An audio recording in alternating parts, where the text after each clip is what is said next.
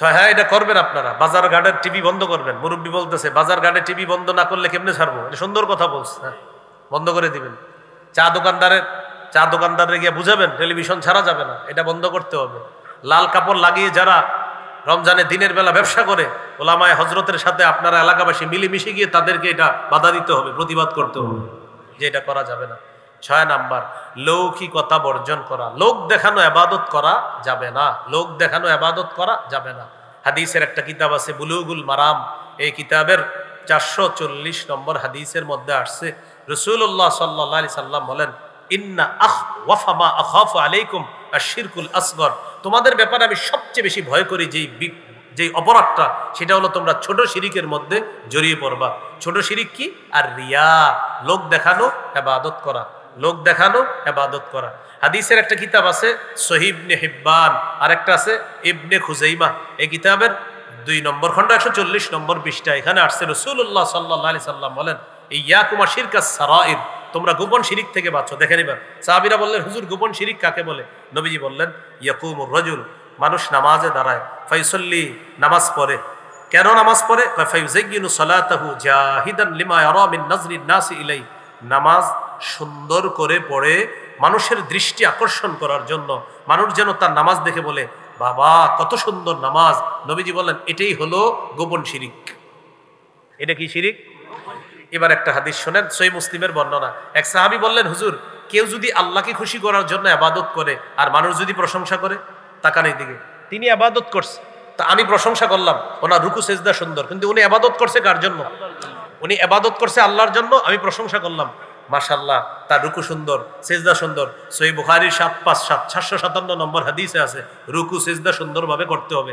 তো এই অনুযায়ী উনি রুকু সেজদা সুন্দর করছে, তা আমি বললাম মাশাআল্লাহ নামাজ খুব সুন্দর। এখন সাহাবীরা প্রশ্ন করছে, হুজুর একজনে আল্লাহর জন্য ইবাদত করছে কিন্তু মানুষ প্রশংসা করছে, এটা কি শিরিক হবে, রিয়া হবে? নবী বললেন না, তিলকা আজিলু বুশরাল মুমিন, এটা মুমিনের জন্য নগদ সুসংবাদ। এটা মুমিনের জন্য কি নগদ সুসংবাদ। তাহলে 6 নাম্বার, লৌকিকতা বর্জন করা। লৌকিকতা বর্জন করা। ইবাদতের মধ্যে রিয়া করা যাবে না। রিয়া এটা দাজ্জালের চেয়ে ভয়ঙ্কর ফিতনা। দাজ্জালের চেয়ে ভয়ঙ্কর ফিতনা। সহিহুত তারগিব 30 নম্বর হাদিস। রাসূলুল্লাহ সাল্লাল্লাহু আলাইহি সাল্লাম বলেন, আলা উনাব্বিউকুম, অথবা আলা উখবিরুকুম বিমা হুয়া আখওয়াফু আলাইকুম ইনদি মিনাল মাসিহিদ দাজ্জাল। আচ্ছা আমি কি তোমাদেরকে দাজ্জালের চেয়ে ভয়ঙ্কর একটা অপরাধ সম্পর্কে বলবো না? সেই ফিতনাটার নাম হলো আশ-শিরকুল আসগর বা আশ-শিরকুল খফিয়্যু, ছোট শিরিক, গোপন শিরিক। লোক দেখানো ইবাদতের মধ্যে আমার উম্মত বেশি জড়িয়ে পড়বে, তো এটা আমরা করব না। তাহলে বলেন রোজা কার জন্য রাখবো? রাসূলুল্লাহ সাল্লাল্লাহু আলাইহি সাল্লাম বলেন, আল্লাহ তাআলা বলেছেন আদম সন্তান যত আমল করে সব আমলের সওয়াব তাকে দেওয়া হয়। সিয়ামটা আমি আল্লাহর জন্য যেহেতু সে রাখে, আমি তাকে আর প্রতিদান দান করব। তাহলে 18টা করণীয় জানলাম, 6টা বর্জনীয় জানলাম। আর বর্জনীয়র মধ্যে উল্লেখযোগ্য খুব ঝগড়া না করা, মিথ্যা বর্জন করা, গীবত বর্জন করা, অনর্থক কথাবার্তা বর্জন করা। আর এই 4টি অপরাধ হয় জিহ্বা দিয়ে। তিরমিজি 2616 নম্বর হাদিসে আছে জিহ্বা বেশিরভাগ মানুষকে জাহান্নামে নিয়ে যায়। এই জন্য জিহ্বার অপরাধটা আমরা করব না ইনশাআল্লাহ। আর 5 নাম্বার বর্জনীয় ছিল অশ্লীলতা বর্জন করা। 6 নাম্বার বর্জনীয় ছিল লৌকিকতা বর্জন করে শুধু আল্লাহর জন্য ইবাদত করা। আজকের সর্বশেষ গুরুত্বপূর্ণ একটি কথা বলেন, নেক কাজ।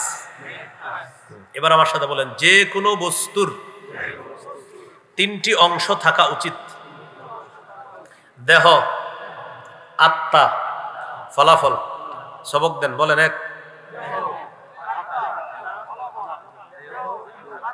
ফলাফল। প্রিয় ভাইয়ারা, যে কোনো বস্তুর কয়টি অংশ থাকা দরকার? 1 নাম্বার দেহ, 2 নাম্বার আত্মা, 3 নাম্বার ফলাফল। বলেন, আমল হলো দেহ, ইখলাস হলো আমলের আত্মা। আত্মাওয়ালা আমল যদি হয়, আমল হলো দেহ, আর এই দেহের আত্মা হলো ইখলাস। আর কোন আমল যদি ইখলাসওয়ালা হয়, তার মানে আপনি একটা আমল করছেন, তাহলে এটা একটা দেহ। আর এই আমল নামক দেহের আত্মা হলো ইখলাস। তাহলে আত্মা ইখলাস আর দেহ হলো আমল। এই ইখলাসওয়ালা আমল যদি হয়, ওজনের পাল্লায় ফলাফলটা ভারী হয়ে যাবে। ওজনের পাল্লায় ফলাফলটা ভারী। এই জন্য ইমাম বুখারী তার কিতাবের প্রথম হাদিস আনছে দেহ আর আত্মা সম্পর্কে। ইন্নামাল আমালু বিন্নিয়াত। এই হাদিসে দুইটি আলোচনা করছি ইমাম বুখারী মৌলিকভাবে। আমলের প্রতিদান নিয়তের সাথে। আমল হলো দেহ, আর বিশুদ্ধ নিয়ত মানে ইখলাসওয়ালা নিয়ত এটা হলো আত্মা। তাহলে ইমাম বুখারীর প্রথম হাদিসের মধ্যে দেহের কথা আছে, আত্মার কথা আছে, মানে আমল নামক দেহের কথা আছে, ইখলাস নামক আত্মার কথা আছে। রয়ে গেল ফলাফল। ইমাম বুখারী তার কিতাবের সর্বশেষ হাদিস ৭৫৬৩ নম্বর হাদিস, এই হাদিসের মধ্যে আনছে কি সাকিলাতান ফিল মিজান। এটা বুঝাইছে কি যে প্রথম হাদিস আনলাম আমি দেহ আর আত্মা সম্পর্কে, আর শেষ হাদিস আনলাম ফলাফল সম্পর্কে।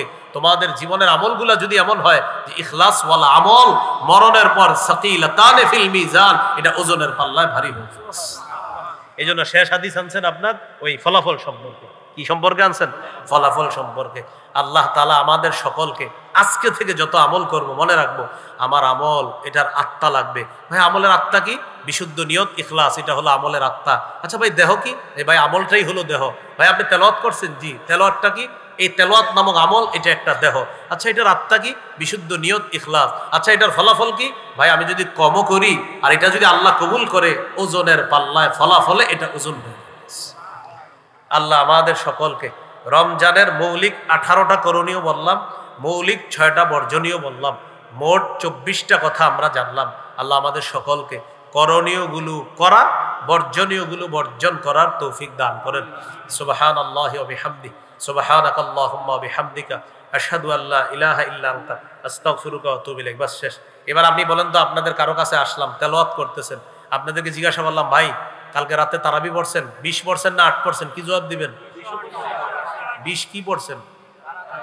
কাদের ঐক্যমত? তাহাজ্জুদ কয় রাকাত পড়ছেন? এটা কি রমজানের আমল? শুধু রমজানে কেন করছেন? সাহারির সময় আল্লাহ উঠাইছে এই জন্য করছে। মনে থাকবেন ইনশাআল্লাহ। আল্লাহ তৌফিক দান করেন। আমিন ওয়া আখিরু দাওয়ানা আলহামদুলিল্লাহি রাব্বিল আলামিন। ও মিম্বরের আমানত যাদের লাগবে গাড়ি থেকে সংগ্রহ করবেন। আমার সংকলন, এটা মিম্বরের আমানত। আমি লেখক না, আমি সংকলক। সংকলক মানে বিভিন্ন কিতাবে আপনার মুহাদ্দিসিনে কেরাম লিখে গেছে, ওই এক জায়গা থেকে আইনে এনে সংগ্রহ করা, এটাকে বলা হয় সংকলক। তো এই সংকলক আপনার কিছু কিতাব সংকলন করছি 8 খণ্ডের মিম্বরের আমানত। প্রথম খণ্ড সন্তানের 64টা অধিকার, দ্বিতীয় খণ্ড শিরিক বেদাত কুফুর তাওহীদ, তৃতীয় খণ্ড হালাল হারাম, চতুর্থ খণ্ড স্বামী স্ত্রীর অধিকার, পঞ্চম খণ্ড লা ইলাহা ইল্লাল্লাহর ব্যাখ্যা, ষষ্ঠ খণ্ড নামাজ, সপ্তম খণ্ড পাক নাপাকের মাসালা। পাক নাপাকের মাসালা মানে পাবলিক শীতকালে ইমাম সাহেবের প্রশ্ন করে, হুজুর শুধু ঢিলা নিলে হবে না, পানি নিতে হবে? আর গরমকালে জিজ্ঞাসা করে, হুজুর পানি নিলে হবে না, ঢিলাও নিতে হবে? এখন আসলে কোনটা নিতে হবে এটা 7 নম্বর খণ্ডে আলোচনা। 8 নম্বর খণ্ডের আলোচনা নামাজের মাসালা সম্পর্কে, নারী পুরুষের নামাজ এক না আলাদা, এই আলোচনাগুলো 8 নম্বর খণ্ডে। 1 থেকে 8 খণ্ড যাদের প্রয়োজন হয়, এখানে ওরা গাড়িতে আছে। কয় খণ্ড আছে আমার এই মুহূর্তে জানা নাই, যত খণ্ড আছে পারলে সবগুলোই সংগ্রহ করেন। বিশেষ করে কিছু খণ্ড আছে জামাই বউ পুরো মুখস্থ করে ফেলবেন, যেমন সন্তানের অধিকারগুলা, স্বামী স্ত্রীর অধিকারগুলো একদম মুখস্থ করে ফেলার চেষ্টা করবেন। আল্লাহ তৌফিক দান করেন। আলহামদুলিল্লাহ রাব্বিল আলামিন ওয়াল আকিবাতু লিল মুত্তাকিন ওয়াসসালাতু ওয়াসসালামু আলা সাইয়্যিদিল আমবিয়াল মুরসালিন ওয়া আলা আলিহি ওয়া আসহাবিহি আজমাইন। রব্বানা যালামনা আনফুসানা ওয়া ইল্লাম তাগফির লানা ওয়া তারহামনা লানাকুনান্না মিনাল খাসিরিন। রব্বিরহামহুমা কামা রাব্বায়ানি সগীরা। মাবুদ মেহেরবান মাওলা, খায়রহাট মারকাজুস সুন্নাহ মুরতাজিয়া মাদ্রাসা, এই মাদ্রাসাকে আপনি কবুল করে নেন। আল্লাহ এই মাদ্রাসার নাম মারকাজুস সুন্নাহ, আল্লাহ এই মাদ্রাসা এটা বাস্তবিক অর্থে সুন্নাহের মার্কাজ বানায় দেন। আল্লাহ পুরো এলাকার জন্য এটাকে সুন্নাহের মার্কাজ বানায় দেন। এখান থেকে যেন সুন্নাহের ব্যাপক প্রচার প্রসার তারা করতে পারে তৌফিক দান করেন। আল্লাহ আমাদের দোয়া আপনি কবুল করেন। আল্লাহ রমজান সামনে রেখে আপনার কাছে আমরা হাত তুলেছি, মাওলা শাবানে বরকত দিয়ে দেন।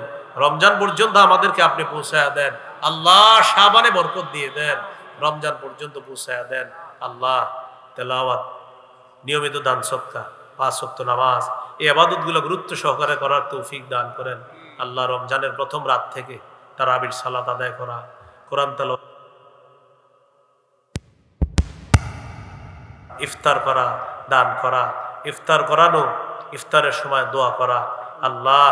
যেই যে গুরুত্বপূর্ণ কথাগুলো আছে আল্লাহ, ইতিকাফ করা, লাইলাতুল কদর তালাশ করা আল্লাহ, সদকাতুল ফিতর আদায় করা, প্রায় 18টা মৌলিক কথা আজকে আমরা শিখেছি মাওলা। এই সবগুলা করণীয়গুলা করার তৌফিক দান করেন আল্লাহ। আমাদের মা বোনরাও যেন করতে পারে তৌফিক দান করেন। বর্জনীয়গুলা নারী পুরুষ সকলকে বর্জন করার তৌফিক দান করেন আল্লাহ। আজকের 2 অংশের আলোচনার দ্বিতীয় অংশটা আমাদের জন্য বেশি গুরুত্বপূর্ণ আল্লাহ। আমরা যেন আমাদের এই জবানটা খাদ্য থেকে যেমন নিরাপদ রাখবো আল্লাহ, তেমনিভাবে রোজা অবস্থায় মিথ্যা থেকে, ঝগড়া থেকে, গীবত থেকে, অনর্থক বাদানুবাদ কথাবার্তা থেকে যেন মুক্ত রাখতে পারি, তৌফিক দান করেন আল্লাহ। এই রমজানে আমরা এক সেকেন্ডও কারোর সাথে ঝগড়া করব না, একটা মিথ্যা কথাও বলবো না আল্লাহ, একটা গীবতও কারো করবো না আল্লাহ। আল্লাহ আমাদেরকে আপনি মাফ করেন আল্লাহ। পঞ্চম করণ বর্জনীয় ছিল অশ্লীলতা বর্জন করা আল্লাহ। আপনারটা খাই, আপনার আলো বাতাস গ্রহণ করি, সকালেও নাফরমানি করি, এরপরেও আপনি নাস্তা খাওয়ান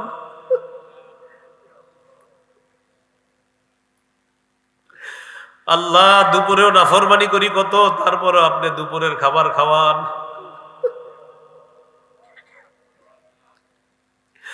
সন্ধ্যায় রাতে কত নাফরমানি করি, তাও সন্ধ্যায় রাতে আমাদেরকে খাবার খাওয়ান। আমরা কত অকৃতজ্ঞ বান্দা, আপনারটা খাই, আপনার আলো বাতাস গ্রহণ করি, এরপরে আপনার নাফরমানি করি আল্লাহ। আল্লাহ আমাদের অনেক অন্যায় হয়ে গেছে আল্লাহ, আজকে থেকে নতুন জীবন শুরু করতে চাই আল্লাহ।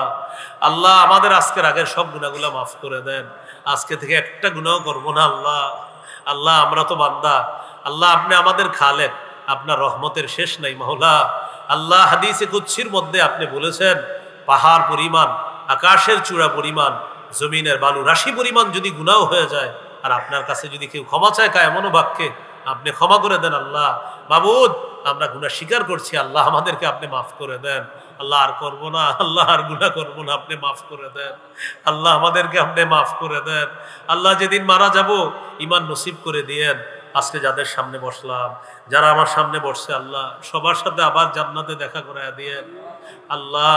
মা বাবা, আত্মীয় স্বজন সকল এদের মধ্যে যারা কবরে আছে তাদেরকে আপনি জান্নাতের মেহমান বানায়া দেন, আর যারা বেঁচে আছে তাদেরকে হায়াতে তৈয়বা দান করেন আল্লাহ। আমাদেরকে আপনি মাফ করে দেন আল্লাহ। আফরা আল্লাহ, আম্মা জান আয়েশা সিদ্দিকা রাদিয়াল্লাহু তাআলা, আনাস, আবু বকর, ওমর, উসমান, আলী, আব্দুল্লাহ ইবনে মাসউদ রাদিয়াল্লাহু তাআলা, আর যেটা আপনি কবুল করেন।